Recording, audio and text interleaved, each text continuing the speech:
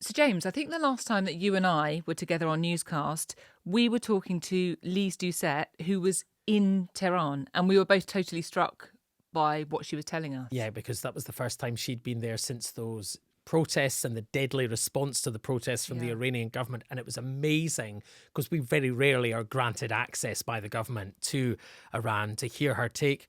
And look where we are now. I mean, how much has changed since we were having that conversation with Lise to what the situation is now and everything that's happened in between? It's an unbelievably different world. It is. And we're going to be hearing all about it on this episode of Newscast. Hello, it's James in the studio. And it's Alex in the studio. And the war in Iran, and especially the wider instability in the Middle East, is having ramifications all over the world, especially for the global economy. Today, we heard that the oil price had risen above $100 a barrel, and that's the first time since when, Alex? 2022, I think. And I mean, it's not like this hasn't been expected, because we've heard a lot over the course of the last week about all of the interruption there's been to shipping through the Straits of Hormuz and all of the ramifications that might have. But now we're seeing it really play out in the price of a barrel of oil. And what does that mean for all of us is the big question. And to help us unpack that, we have Dharshini David, who is Deputy Economics Editor. Hello, Dharshini. Hello. And Katya's in Brussels. Katya, not just Brexitcast original, not just Europe editor, but presenter of Europe on the Edge as well. Hi, Katya. Hello. Hello. Dharshini, first of all, what does it mean? What does it mean? How long have you got? Well, I mean, $100 is quite a round number. That's the first thing to say. $100 in itself doesn't mean, oh my goodness. But I think when you look at the pace with which the oil price climbed on Sunday night when the markets reopened for the week, it took everyone by surprise, right? And this was on top of what we'd already seen as being the biggest weekly rise since 1990. So we're looking here at a quite sort of blistering rise in oil prices. And of course, we mustn't forget gas as well. Gas futures, we talk about that quite a bit, have doubled in the last 10 days. Futures being how much you think it will be at a certain period. Yes, exactly. Ahead. If you were trying to buy gas at a certain point in the future, you would say that is a price. So that has actually doubled. So what does this mean? It means that we have got more concerned about the impact on inflation. We're not talking about return to the height of the Ukraine war because things are still a lot more contained. This is energy, remember, that one was a food price shock as well. But on the other hand, there are now alarm bells ringing and people saying if, and it's still a big if, this is sustained at these levels or go even higher, then we are looking at, that downward sort of trend we've had in inflation. Not only is that going to be derailed, but we're likely to see that be a bit uncomfortable for some people for some time. And that could go in all sorts of directions. And that in turn has had repercussions on bond markets as well. So all sorts of things there to unpack. So if I'm sort of just sitting at home thinking, blimey, I've just seen this news that oil's gone up $100, first time since 2022. My initial thinking is, okay, what's that going to mean for me? Yeah. Like, where might Yeah, I see that of have an course. impact in my day-to-day? Is it in Yes. my, the petrol I put in my car? Is it my heating bill? Is it something else entirely? Well, already, I think people who've been up to fill out their car will have noticed that prices have been creeping up. And at the beginning of last week, we all said it'll take a while for this to reach the pump. It is already being felt. And we've heard the Chancellor in the last few minutes actually talking about this, saying we'll keep a close eye on what's going on there because they are aware that there could be an issue there when it comes to the kind of margins that retailers might be trying to make. Where next might you see it? Things like, for example, I mentioned their bond markets. Now, that does matter to people because it impacts fixed mortgage rates, right? So if you're taking out a new fixed rate mortgage, remember the Truss mini budget, and at the time we saw that sort of spike in mortgage rates. Those kind of rates are on the climb again. So you might notice that. You may also notice in the coming days and weeks, if this carries on like this, that some other things are getting more expensive because although gas prices don't affect domestic heating bills until a few months out, so we're not going to see the impact there yet, businesses could start to feel the pinch and the squeeze. And that in turn could mean that some prices start creeping up. I'm thinking things like airfares, for example. So basically, if your heating bill at home, we've now got this energy price cap, which means that's not going to change for the next few months. But if you're a business or something, you haven't got that. So you're going to feel the impact of this more quickly. Absolutely. Whereas for domestic energy prices, we should say the cap remains until the end of June. So Katya, in light of all this, we've had lots of European leaders get together for this G7 finance meeting today. Presumably that's sort of the equivalent of the Chancellor from G7 nations getting in a room and having a chat. I mean, how does it work? Who's involved and what did they come up with? So I think if you look at it from the European point of view, what Iran is not doing is taking on the United States and Israel directly, particularly. It's widening and broadening this conflict. So many countries, it's not just in the Middle East that are being targeted by Iranian missiles, but as we're talking about in the UK and all over Europe, there are populations being affected, the concerns about rising gas and oil prices, concerns about how, consumer goods might be affected if inflation goes up, concern about a possible new migration crisis if this goes on and there's a migration wave coming from the Middle East of civilians trying to escape from that. So you've had the G7 meeting today, you had the EU having a video conference with countries across the Middle East to say we're still there. At the moment, to be honest, as many forums as get together, it's a group of individual countries, because at the end of the day, every country is worrying about itself. What is going to be the effect on its population? And governments worrying the longer this goes on, not only will this have an economic, but it will also have a political effect. And within the EU, you can even see that between big European powers, Germany and Spain. I mean, think back to last week, right? So Friedrich Merz, the German chancellor, immediately after the US and Israeli attacks on Iran, he said, there's no point having a go at allies under this sort of circumstance, and there's no point really looking at international law under this sort of circumstance. Whereas the Spanish prime minister was like, this is definitely outside international law.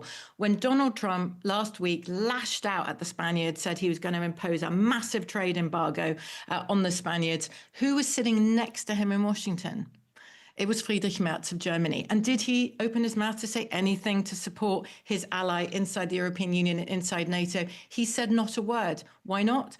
Well, he's thinking the United States is our second largest trade partner in Germany. And our economy is already in the doldrums. Germany, like the UK and other big economies in Europe, you've got a lot of people struggling with the cost of living.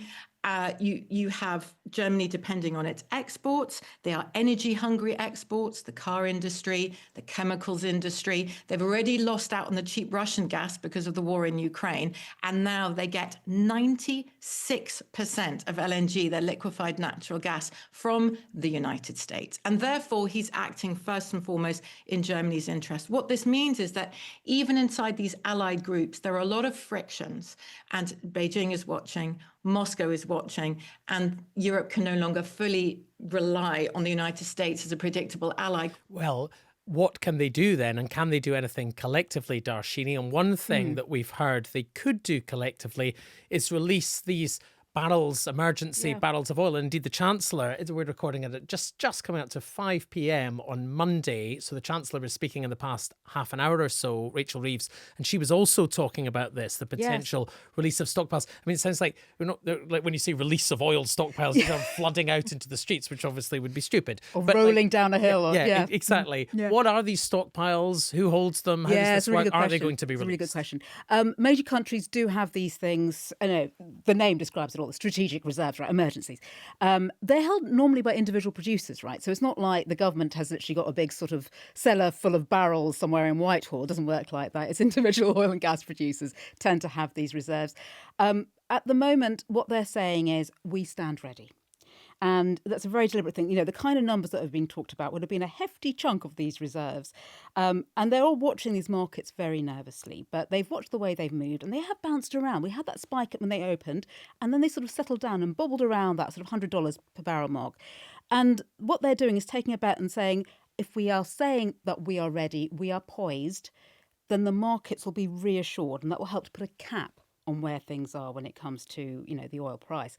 For the moment, it seems to be working. What they don't want to do is basically sort of exhaust their firepower too quickly, right? And that's what we're seeing at the moment. And the same goes as well, by the way, for help on energy prices as well. And that's what we heard from the Chancellor, who was talking in the Commons. And a lot of people were saying, fingers crossed, this could be, you know, the start of something new. She reminded us of what had come before. So, you know, the kind of help that's been given at the moment as well, coming for energy bills in the spring. And also the freeze on fuel duty, for example. and said, we are watching carefully, but sort of stood back from talking about the idea of any further help. I think they're keeping their fingers crossed they can get away without it. Yeah, it just strikes me that obviously we need to remember there's a very real, very human cost of all of this conflict that's in the Middle East. The country's directly affected. Nobody ever wants to dismiss that. In the UK, the immediate political concern, as well as all the geopolitical fallout there is the potential impact on the economy. And for the government, who has made the cost of living such a central focal point recently, they are now encountering the situation where inflation could well creep up. The Chancellor referenced that's pretty likely given what we're seeing happen. You know, yes, household energy bills won't be affected in the short term, but it's going to make people worried. And people, there's all the memory of what happened with the Russian invasion of Ukraine is still so fresh for so many people. It feels like it's just posing a very particular political challenge, and that's not for a second to take away from the very real, you know, human geopolitical challenges that exist around this as well. Absolutely not, no, and that is obviously the major, you know, catastrophe in all of this. But you're absolutely right. You know, we heard the government sort of pivot slightly, didn't we, and sort of emphasise the cost of living because they realised that is what scarred people. When you talk about growth, people don't get that. Cost of living, they absolutely do. And this looks, as I say, likely to derail things. But it's interesting when you look at what's going on in the US as well, and you talk about the strategic aims of what Tehran is up to, you know, gasoline prices there crossing $3 per gallon. Now, we might look at that and go, gosh, that's actually quite reasonable. But Americans, the majority of their inflation expectations, unlike the UK, are shaped by what they see at the pumps, right? So that, in some ways, has a bigger political impact than, say, energy prices going up here. Here, it's food prices we tend to notice first and foremost. But absolutely, this is the last thing the government needed. And who knows, when we get to July, if this carries on, we might need some help. And Katya, we've been talking about these challenges in terms of pressure on prices, at least since Russia invaded Ukraine in 2022. So I suppose this is just really another big headache for European leaders.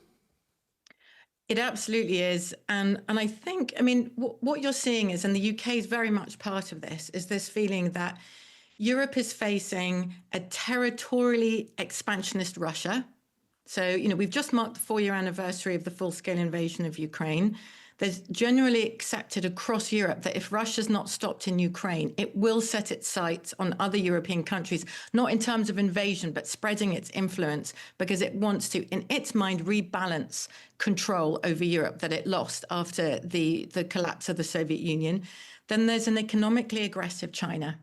And then there's the best friend, the United States abroad, which is no longer predictable, should we say. Many would say a reliable friend. And so Europe has a choice. Does it act, each country individually, its relationship with the United States, like we've just seen Germany do over Iran, or does it act together in concert? Now, it has said, the great powers of Europe have said they want to act in concert. And we saw straight after the Israeli-American attacks on Iran, within hours, we saw an attempt from the big three of Europe, they're called the E3, so the UK, France, and Germany, issuing a joint statement. So it was an effort to kind of say, here we are. And let's face it, I mean, they'd had enough time, hadn't they? It's hardly a surprise. We've all seen US military build up in the Middle East. We've all heard Donald Trump saying, okay, Iran, if you don't give up your nuclear ambitions, we're going to be coming for you. Or there's always a question mark about what he'll actually do. But if Europe wanted to act together, and I say Europe, not the EU, it could have prepared. Actually, when it came to it, it seemed fragmented, to be honest. Everybody going in different directions and reacting, you know, in different ways. Again, where are their friends? Who is the friend abroad? Is this actually going to work, this crisis in the Middle East, to China's advantage? Do more European countries say, yes, we know we need to be careful with China, but actually it's looking a bit more reliable and stable than the United States? So we don't turn our backs on the US, but do we turn a bit more towards China? We've heard the UK saying we need to be more reliant on ourselves when it comes to energy. There's talk about more investment in green energy in the UK. China is at the forefront of green energy technology. So, you know, these are big questions when we're all wrapped up with the day-to-day of what's the next thing happening in the Middle East. It's concerning for the electorate. It's concerning for our governments. I wonder now, with with this war in the Middle East, how much the European countries are talking to each other. Because just thinking back to what you said, that kind of spectacle of the German Chancellor sat next to President Trump while President Trump is saying not very nice things about Spain and the UK. And then most recently, you've got Emmanuel Macron out in Cyprus, while Keir Starmer's sort of been a bit criticised for the UK government's response to Cyprus. So we sort of seeing a fragmentation on display. Are they talking behind the scenes? What's your sense of it? Well, you can, you know what, it's like we have to have headlines to make people click on our articles at BBC Online, or we need to have headlines at the beginning of a podcast like this. But we all know nothing is black and white and it's shades of grey. There's a lot of fragmentation amongst European countries on display now over Iran. At the same time, there is effort to work together. Look at Cyprus. Okay, the UK has been slow, they would say, not from the air, but on the seas to get to Cyprus. But we've seen Spain, the Netherlands, Italy, Greece sending support to Cyprus. So there is a concerted effort there. European countries have been helping each other, and countries in the Middle East have also been helping with the stranded tourists there to make sure that nobody's short of a meal, somebody has somewhere to sleep, you know, airports are kept open. So I think that it's neither one nor the other. Ultimately, even when we were in the EU, every country puts its fate first. That's just how it works. And that is how it will always work. That being said and accepted, there are many areas where it's in our mutual interest to support each other and work together, such as in security and defence, such as going forward on energy security, which is something that our government is extremely interested in. So I think it's neither give up on one. You know, don't blindly say, oh, well, Europe is going to act in concert and will be a force on this world stage where if might isn't right, at least might has decided that it's the centre of attention right now. Sometimes it'll be fragmented. Sometimes countries will be able to work together. One of the things we've been talking about, though, to go in a completely other direction, is the relationship between, you've mentioned it, Katya, you've mentioned it there, the relationship with Washington, the relationship between European leaders and Donald Trump. And we've seen, as you've said, you've described it, you know, that how there's been a lot of push and pull in that relationship. And if there's anyone who says they're putting their country first more than anyone or more often than anyone, it's certainly Donald Trump. But Alex, the UK is a bit of a test coming up with this, doesn't it? Because the King's going on a state visit, or is he? Well, yeah. I mean, widely reportedly, the King is due on a state visit sometime in April, King and Queen, as far as I understand it. Although the details of these things are never sort of, you know, published until the last minute or publicised until the last minute. But that's been the wide expectation for some time. And then we had on Monday morning Ed Davey, leader of the Liberal Democrats, suggesting that that state visit should not go ahead. So Ed Davey's argument, and Ed Davey's clearly been trying to position himself as a person that would stand up to Donald Trump. He suggests that the president, given his recent comments about the UK government, shouldn't, and other stuff, shouldn't be given the sort of honour, if you like, of this big diplomatic state visit with the King. So that's Ed Davey's argument from the Liberal Democrats. And then at the briefing that happens in Westminster with the Prime Minister's official spokesman, obviously the journalist there asked about this and said, well, is this visit going ahead or not? And the line given back was it hasn't been officially confirmed, this state visit. Now, some people would read into that, oh my goodness, does that mean it's not happening? But actually that's kind of pretty familiar language around the not confirming details of this kind of high security, high profile visit until a bit nearer the time. And obviously, if that visit were not to take place, and I'm not for a second suggesting that that's the case, because we honestly have no idea, I think it would be pretty extraordinary for them to pull the plug on something like that because, you know, it could backfire. Absolutely, it could backfire. And obviously what the UK government has been trying to do while Donald Trump has been very publicly criticising Keir Starmer's response to the war in Iran is just not bite back, you know, sort of tread very carefully, not be giving a running commentary, not responding to every Truth social media post or, you know, trying not to worsen whatever existing tension there might be. So the notion that this might not go ahead because of what has happened recently, I think would be quite unlikely. Maybe other reasons, I don't know, and I'm not suggesting that's the case.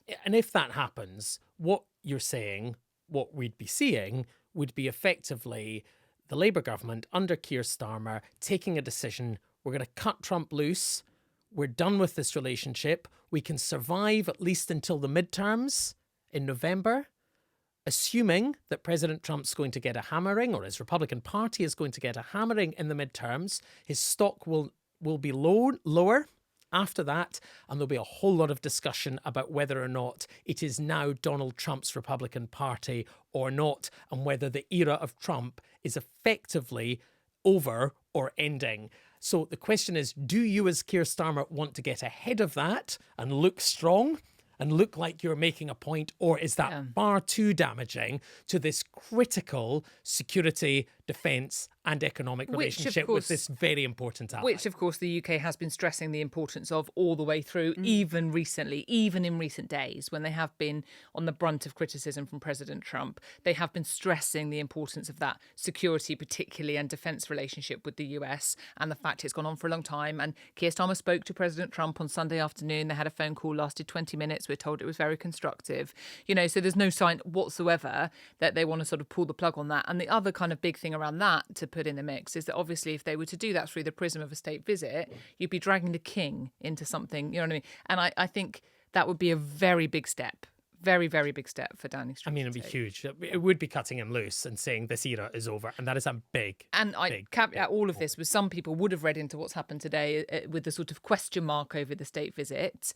But these things are often a little bit like you can read into it what you will. And quite a lot of the detail is under wraps and quiet because of the nature of it. And we have seen, haven't we, the fact that President Trump is quite amenable to soft power in the form of the royals. Yeah, well, the first time when Keir Starmer sat next to him as a sort of, one of the things he did was hand over a letter with an invite from the king for Donald Trump to come here because he recognises how important that is. So to pull that away would be huge if they were to. It would be. But we're not at that stage. Just one more thing to what Alex, when you're talking about the King's visit or not to Washington, I think it's something that the Europeans are very aware of as well, even though there is this feeling amongst European powers, including the UK, that they have to work closer together because the US has become more unpredictable. That doesn't necessarily end when Donald Trump's term at the White House ends.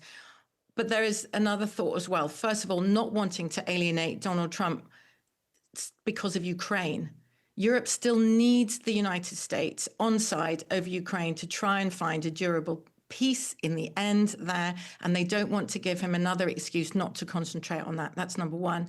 Number two, you do hear European voices also pointing out that perhaps the crisis triggered by the attacks on Iran will also remind the US that the US needs its allies abroad, including in Europe, because it has needed our military bases, not just the UK's. But part of the fallout with Spain was when Spain said, nope, you can't use the 2 military bases here to launch attacks on Iran. So perhaps it's been a reminder to Washington that Europe isn't relevant or irrelevant. Dharshini, in a minute, we're going to be joined by Siavash Ardalan from BBC Persian to talk about the appointment of the new supreme leader in Iran, Mojtaba Khamenei.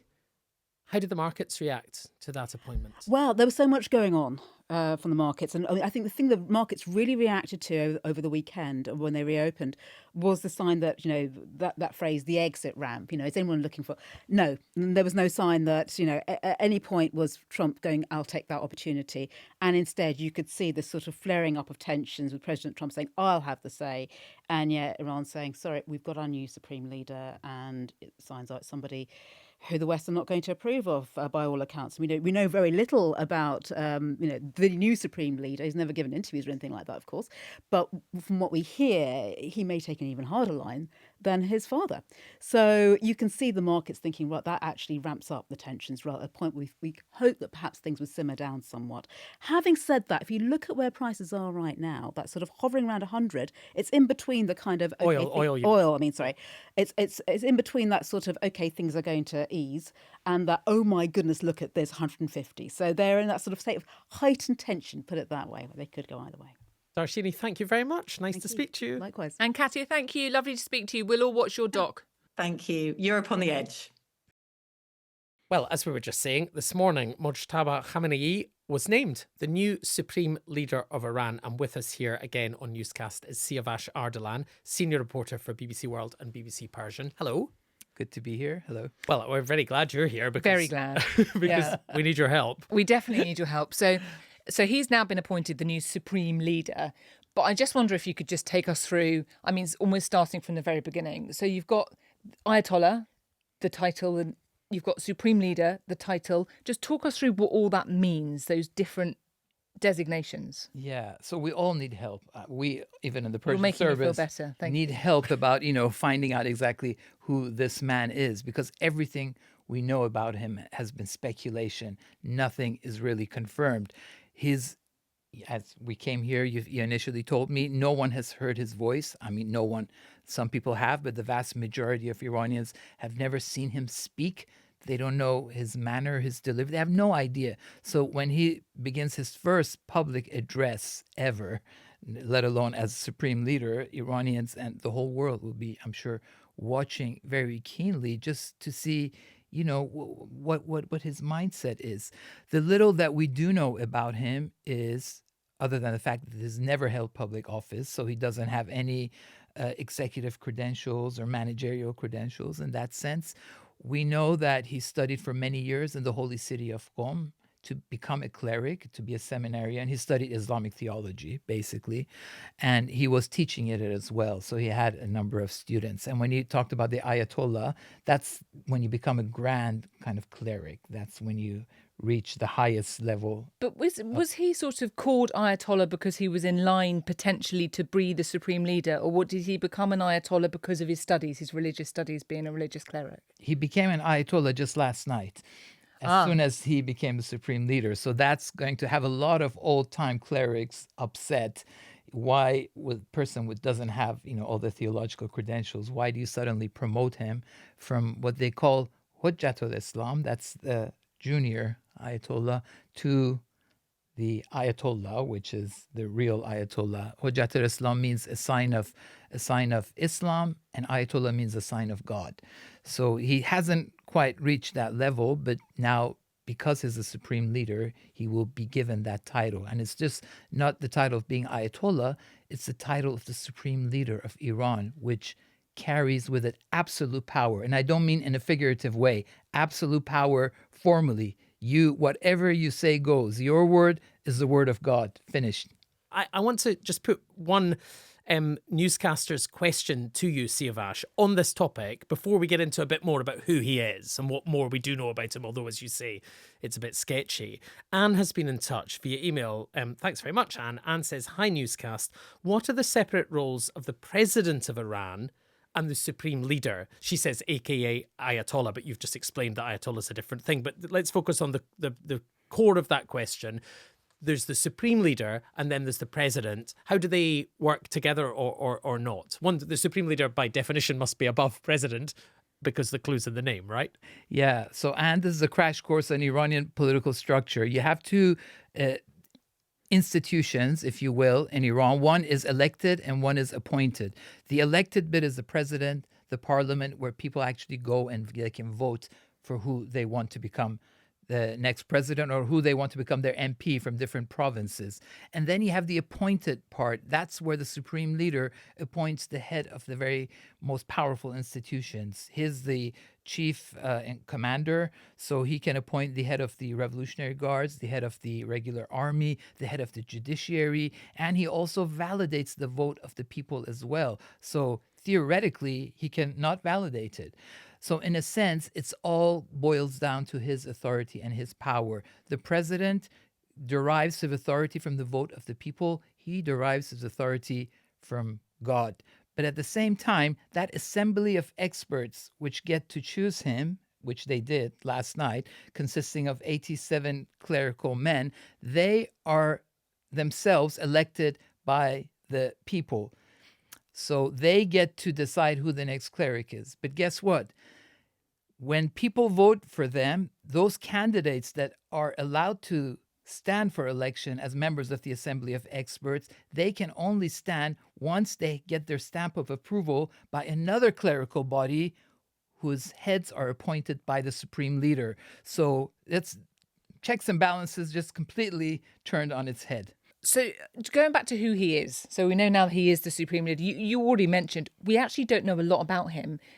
Very few people would have heard him speak. There's not a lot of photos. There's not a lot of images. And in this day and age, it kind of seems extraordinary that there's someone that's just been given this all-powerful role that so little is known about? Was that a sort of deliberate thing, or how has that come about? Well, there's always speculation about whether he would succeed or not, and we've had reports that his father was against this because, as you remember, this regime came about after the 1979 revolution, which overthrew a monarchy. So their whole ethos was, to be against hereditary monarchical system. And now we're now Basically, on. we don't want to be like the people that came before. Exactly. effectively. And now this is number 3 of, well, 2 of this family. Absolutely. And that's why there was some opposition within the Assembly of Experts, within that domestic political wrangling among the people within the establishment. A lot of clerics and other people were arguing, well, we don't want that. We don't want a hereditary system. Plus, his father was against it. And plus, according to some other unconfirmed reports, he himself didn't want to become the supreme leader. It was kind of pushed on him. But then, on the other hand, the people who did vote for him, they said, look, we're under very unusual circumstances. We're fighting an existential battle against the US and Israel. So this is not ordinary times. And let's pick someone who has good connection to the security establishment and also the Revolutionary Guards. Because the Revolutionary Guards, really, they hold the main power. If it's not for the clerical establishment, Iran would be a military dictatorship. So they have the power. And if there's anyone to command enough respect, it would have been him rather than some old, lesser known cleric whom the Revolutionary Guard, of course, might not even listen to. So if there is to be any major decisions made in terms of ceasefire, if there is to be one, or just taking the country in a different direction, instituting reforms, he would be the guy who would carry the authority and the respect to do it. If he stays in the role, and let's be honest, if he survives. I mean, how do we know? Donald Trump's described him as a lightweight before he was appointed. Donald Trump said he did not want him to get this job. I mean, no wonder you don't want the job. I mean, surely the level of risk here is colossal that President Trump just decides to try to come after you as well. In this attack on Monday, not only did the supreme leader, who is his father, died, but his mother died, his wife died, and his child died as well. So he lost all of them, and instead, what he gained was absolute power. Yes, he is the next target of the Israelis. I don't know what the thinking is in Israeli circles. They might think, okay, we're just going to wipe out whoever, and they've said that, whoever replaces him. But at the same time, if they do, I'm sure the Assembly of Experts have their next candidates in line. So it might be a humiliation for Iran, because Israel will be again projecting its tactical and intelligence, power inside Iran, which is very pervasive. But then it will also might showcase Iran's resilience. No matter how many people you take out, someone else will take their place. And that's exactly what happened with him, because I've seen a lot of Western critics in the US and Israel say, okay, Donald Trump attacked Iran just to get rid of the old supreme leader and replace him with a younger version. And that's exactly what his supporters last night, when they were out in the streets under bombardments, that's what they were chanting. I won't say the chant in English because it doesn't rhyme as well, it doesn't sound as well, but they were saying, God, the Lord has blessed us with a gift, with a much younger, rejuvenated Khamenei. It's interesting because that was always the sort of the critics of what Donald Trump has chosen to do here always said it was a sort of naivety to assume that if you just took out the supreme leader that the regime would collapse, and it's almost proving its resilience in some way with this kind of new appointment. But you touched upon some over there. I just wonder what the reaction of the people of Iran has been to this. Okay, so it depends on who you speak to. Let's start with those minority of people, let's say estimated to be between 10 to 20% of the population who are supportive of the regime, who are regime loyalists, the hardcore base. They've been out in the streets under bombardment across Iran ever since that attack took place, especially after it was announced that the supreme leader was killed in those attacks. They were on the moon. They were very jubilant. Last night you had scenes of celebration and jubilation, and upon hearing the news that he was the one that was chosen, they broke out into chants and cheers and that. So that's one side of the society. And then you have the majority of Iranians who have disdain for the regime. Why? Because just 2 months ago, if you remember, we had huge protests in Iran which saw the killing of thousands of people. The figures fluctuate anywhere from 10,000 to 30,000 in a span of 48 hours. So you can imagine the trauma that it left on the minds and the collective psyche of Iranians. And that still, a lot of families are grieved. It was a grieving nation. So hence when the Israeli and the U.S. attacked, they were attacking a nation that was just in total grief and was suffering from a sense of loss. They were obviously very happy when they heard that the supreme leader was killed, naturally, because it was the supreme leader who ordered those killings. But they were also very upset. It was almost like a slap in their face to have the son of that same person take the helms of power. Hence, on one hand, you had those celebrations. And then if you turn your head the other way, you had people chanting from the rooftops and the windows, "Oh, death to Mojtaba Khamenei." And Iran is not just struggling with grief, it's not just struggling under bombardment, it's struggling, and this will be no surprise, economically as well, isn't it? How badly are we? I know it's so hard to get information. We were talking on Newscast last week with Adam about how difficult it is to get information out. What do you know about the state of the economy? Talk of hyperinflation, corruption as well, which maybe is slightly separate. But what do we know? Well, before the war, we had good connections because the internet was up and running and we knew what was going on. But don't forget that same protests that I was talking about in January, which led to that crackdown. It began from economic grievances. It were the people in the bazaars and the merchants who took out in the street, and then it spread into nationwide protests. Yes, inflation at that time was estimated to be 60%. It was rampant, and that was because of a dual or triple currency system where the dollar was exchanged at a government rate and then also at a private rate. So people used to make a lot of money, through their connections to get something, a government rebate rate of their currency, and then sell it on the private market and make lots of money, hence a lot of corruption. And that's really driven Iranians just up the wall, and economic conditions become dire. Poverty has doubled in the past 20 years.